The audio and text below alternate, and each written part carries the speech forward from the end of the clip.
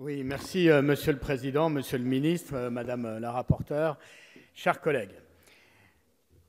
En dépit, je vous ai bien écouté Monsieur le Ministre, mais en dépit de vos propos, vous dites que cette loi n'est pas une loi de circonstance, n'est pas une loi de communication, or tout montre que c'est le contraire. Et on pensait qu'avec l'arrivée du Nouveau Monde, on allait en finir avec cette très mauvaise habitude qui consiste à faire des lois au gré des événements ou au moindre soubresaut médiatique. Et ce d'autant que ces lois de l'instant, élaborées dans l'instant, et il y en a eu quelques-unes dans le passé récent, se sont le plus souvent révélées inutiles. Vous dites, par ailleurs, ce n'est pas une loi gilet jaune. Très bien. Mais pourquoi légiférer dans l'urgence, nous vous demandons. Et vous nous répondez qu'il faut répondre à une situation inédite, car depuis mi-novembre, nous vivons des situations de violence dans les manifestations des Gilets jaunes. Donc ce n'est pas une loi Gilets jaunes, mais il faut légiférer en urgence pour répondre à la crise des Gilets jaunes. Je crains que cette loi soit surtout une loi qui a pour objectif de faire l'impasse sur la gestion politique désastreuse par le gouvernement du mouvement social que connaît notre pays depuis novembre dernier. Dans un premier temps, vous avez, pas vous, Monsieur le Ministre, le gouvernement, traité ce mouvement avec de l'indifférence. Puis il a été, vous l'avez minoré. Puis certains membres du gouvernement ou de la majorité se sont même autorisés à le moquer. Puis vous l'avez traité avec condescendance. Puis vous avez joué la stratégie de la tension en pensant que le climat de violence allait faire perdre à ce mouvement le soutien massif du peuple français. Mais il n'en a rien été et toujours aujourd'hui, une majorité de Français soutient les revendications, notamment celles portant sur la justice sociale, qui sont au cœur du mouvement des Gilets jaunes. Après plus de 2 mois de gestion politique chaotique de ce mouvement populaire, le bilan est désastreux. 11 morts, des milliers de blessés de part et d'autre, des mutilés, des policiers épuisés, envoyés à l'affrontement et un lien de confiance étiolé entre la population et les forces de l'ordre. Et franchement, je m'interroge, car je ne sais pas si on est nombreux ici à avoir vécu de près les émeutes urbaines de 2005. Mais franchement, avec une telle organisation du maintien de l'ordre, avec une telle gestion chaotique, combien de victimes aurions-nous eu à déplorer lors des émeutes urbaines de 2005, qui étaient, je le rappelle, beaucoup plus violentes, souvent dirigées spécifiquement contre la police en raison des origines des tensions et des émeutes, où on a même vu des coups de feu tirés contre des véhicules de police.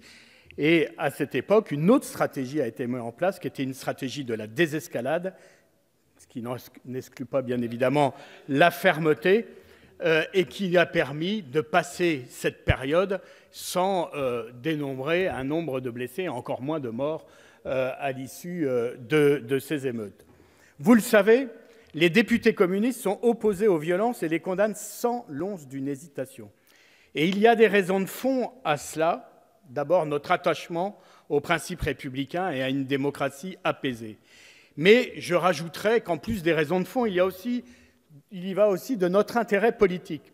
Personne ici, dans cet hémicycle, plus que nous, avons intérêt à ce que les manifestations soient massives et pour cela, pour qu'elles le soient sereines. Personne.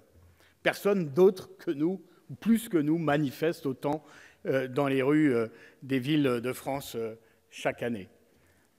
Le jour où les manifestations seront réservées aux plus déterminés, le jour où l'insécurité sera telle que manifester deviendra un acte héroïque, notre démocratie aura beaucoup régressé. Or, la situation se dégrade. Si depuis les années 70, la violence dans les manifestations n'a cessé de régresser, comme l'attestent nombre d'études, nous assistons depuis environ 4 ans, notamment, datons-le, depuis les lois travail de 2015, à une recrudescence des violences. Aucune des manifestations contre la loi El Khomri à Paris n'ont pu aller à leur terme. Aucune. Et le 1er mai 2018, la manifestation traditionnelle du 1er mai n'a pas pu se dérouler, ce qui est une première dans l'histoire du 1er mai en France. J'avais à l'époque, dès le 3 mai, et Benalla n'était encore pas dans l'actualité, proposé une commission d'enquête parce qu'il y avait trop d'incompréhension dans les stratégies de maintien de l'ordre à ce moment-là. Parce que je le rappelle, le 1er mai, il y a eu des fouilles préventives.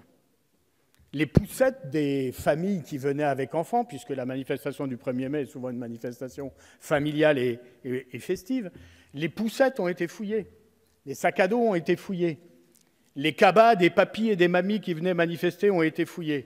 Et pendant ce temps, pendant que les manifestants étaient fouillés, 1000 Black Blocs se regroupaient sur le pont d'Austerlitz en toute tranquillité et n'ont jamais été inquiétés et ont eu des heures pour se préparer, s'armer, se cagouler avant d'aller casser les commerces et agresser les policiers. Alors, bien sûr, tout ça interroge beaucoup et c'était le sens de la commission d'enquête que j'avais déposée qui n'a pas été retenue. Je crois très sincèrement, Monsieur le ministre, qu'il serait plus utile, au lieu de légiférer précipitamment, d'évaluer et d'interroger notre doctrine et nos moyens, notamment ceux des policiers, pour garantir le droit de manifester et assurer le maintien de l'ordre, avec comme premier objectif celui de garantir ce droit constitutionnel. Il serait plus utile de comprendre ce qui s'est déréglé dans les politiques de maintien de l'ordre ces dernières années. Il y a eu trop de mansuétude et de changements de stratégie de la part des hiérarchies pour que nous ne nous interrogions pas leur pertinence. Comment expliquer qu'avec un même cadre législatif, on a fait décroître les violences dans les manifestations pendant des années, que les forces de l'ordre ont suggéré des émeutes urbaines en 2005 ? Que s'est-il passé depuis 4 ans pour que la machine se dérègle à ce point du point de vue des stratégies de maintien de l'ordre, et notamment dans la capitale ? Je pense